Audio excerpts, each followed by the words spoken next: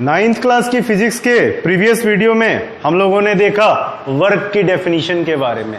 आज हम लोग देखेंगे एनर्जी के बारे में। एनर्जी, पहले एनर्जी हम लोग प्रीवियस क्लासेस में पढ़ के आए हैं एनर्जी के बारे में। अगर किसी आदमी के शरीर में एनर्जी है तो ये कैसे पता चले? तो अगर वो कोई काम करता है तो उस काम को करने के लिए उसे एनर्जी की आवश्यकता होती है। किसी भी काम को करने के लिए एनर्जी की आवश्यकता होती है, यानी कि किसी भी काम करने की जो कैपेसिटी, एबिलिटी है वो एनर्जी की वजह से होती है। अगर उसमें एनर्जी ही ना रहे तो हम कहेंगे कि वो काम नहीं कर सकता। तो अगर एनर्जी को कहना है तो लिखाएंगे it is defined as capacity to do work.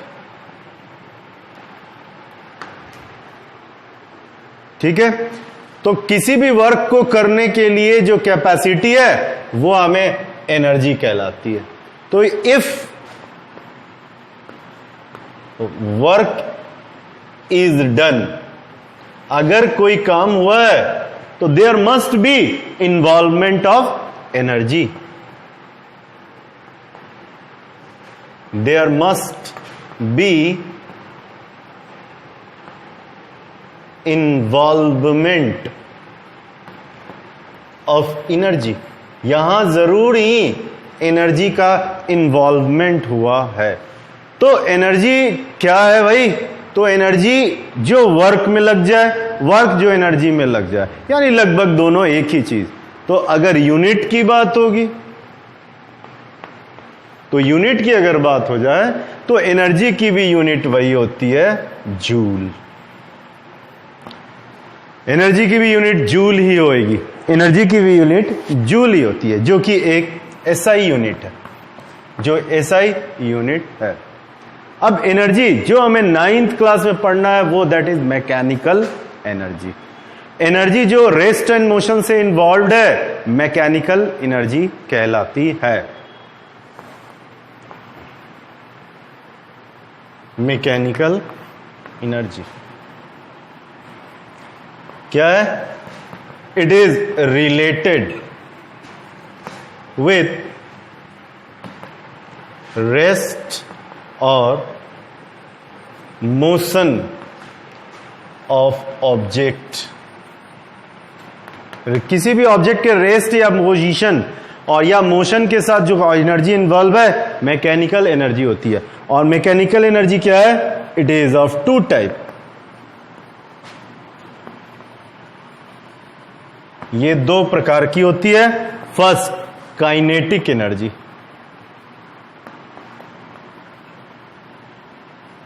And the second one is potential energy. पहली होती है काइनेटिक एनर्जी और दूसरी होती है पोटेंशियल एनर्जी। अब हम देखते हैं काइनेटिक एनर्जी को।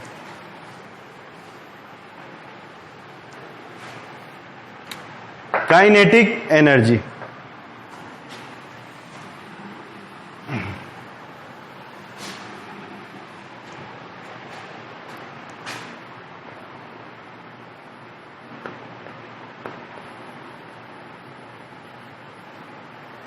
काइनेटिक एनर्जी के बारे में बात करते हैं।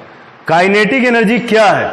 जब कोई ऑब्जेक्ट मूव कर रहा होता है, एक पोजीशन से दूसरे पोजीशन तक जा रहा होता है, तो निश्चित तौर पे उसका पोजीशन बदल रहा होता है। ऐसे समय में वह पोजीशन बदलने के लिए जो वर्क करता है उस वर्क में कुछ एनर्जी इन्वॉल्व है, यानी कि जो एनर्जी इन्वॉल्व है तब जबकि ऑब्जेक्ट मूव कर रहा है, ऐसी एनर्जी कहलाती है kinetic energy.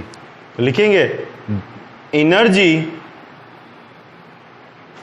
Related to the motion of object,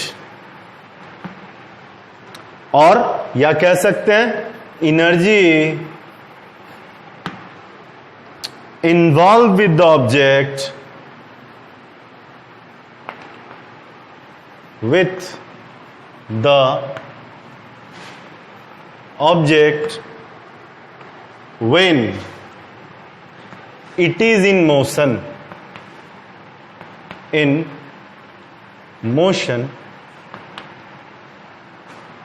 then this energy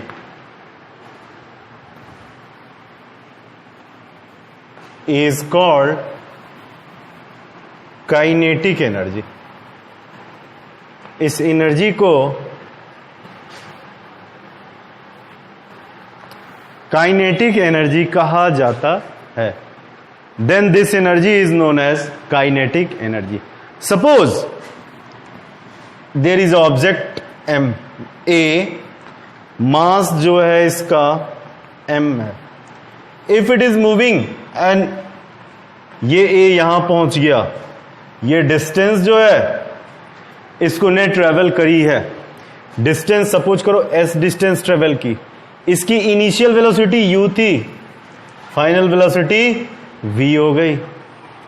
अब निश्चित तौर पे यहां से वहां जाने में इसे कुछ काम करना पड़ा, वर्क करना पड़ा, और वर्क करने के लिए इसमें कुछ न कुछ एनर्जी खर्चा हुआ।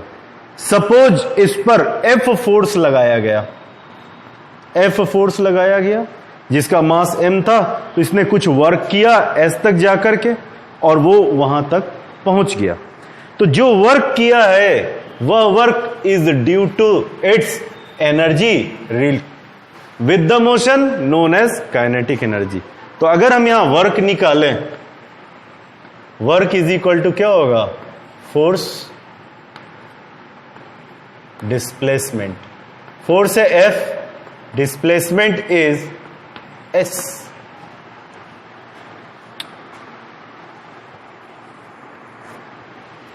अब F इज इक्वल टू हम जानते हैं m a, और ये हो गया S।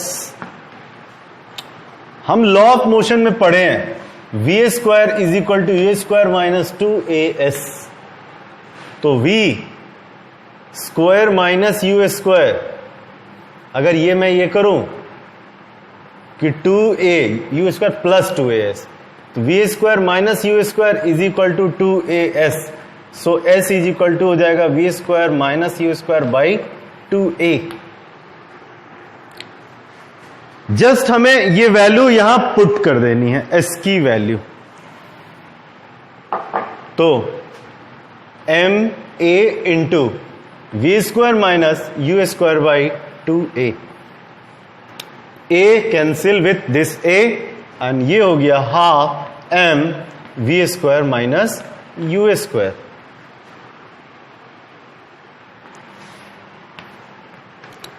अगर हम यहां देखें जो वर्क हुआ है वो किसी एनर्जी के कारण हुआ है, वो एनर्जी है काइनेटिक एनर्जी, तो ये हो गया half m v square minus you square, that is half m v square minus half m u square.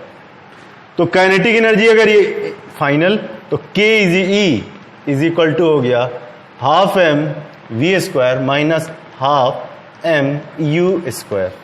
This is our final formula, this is our final formula. ये हमारा final formula हो गया। अब एक केस आता है, that is case 1, कि अगर शुरू में ऑब्जेक्ट रुका हुआ हो, यानी इनिशियल वेलोसिटी 0, तब क्या होता है, तब k is equal to half m v square minus half m 0 square. तो k e काइनेटिक एनर्जी हो जाएगा हाफ m v स्क्वायर। ये तब होता है जबकि इनिशियली ऑब्जेक्ट रेस्ट में रहता है। तो आज हमने काइनेटिक एनर्जी के बारे में समझा। यूनिट काइनेटिक एनर्जी की जूल ही होगी, यूनिट काइनेटिक एनर्जी की जूल ही हो जाएगी। तो टॉपिक में आज हमने देखा, टॉपिक में एनर्जी, यूनिट, काइनेटिक एनर्जी, और नेक्स्ट डे हम टॉपिक में देखेंगे पोटेंशियल एनर्जी। पोटेंशियल एनर्जी कितने प्रकार की होती है, कैसे फॉर्मूला होता है, एक्सप्रेशन क्या होंगे, इन सब को हम अपने नेक्स्ट वीडियो में देखेंगे।